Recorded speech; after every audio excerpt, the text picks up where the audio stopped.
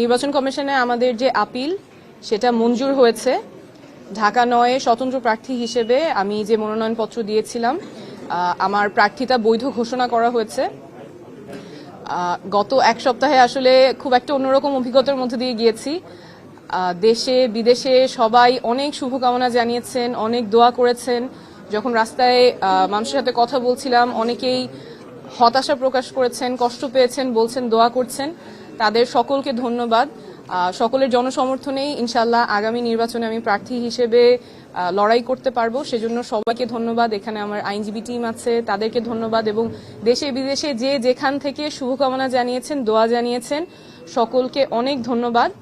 আমরা এখন স্বতন্ত্র প্রার্থী হিসেবে নির্বাচনে যে মার্কা সেটার জন্য আবেদন করতে পারবো। আমরা সেই প্রক্রিয়ায় আমাদের পছন্দ ফুটবল মার্কা, আমরা সেটা নিয়ে আবেদন করব। তারপর নির্বাচন কমিশনের সিদ্ধান্ত থাকবে।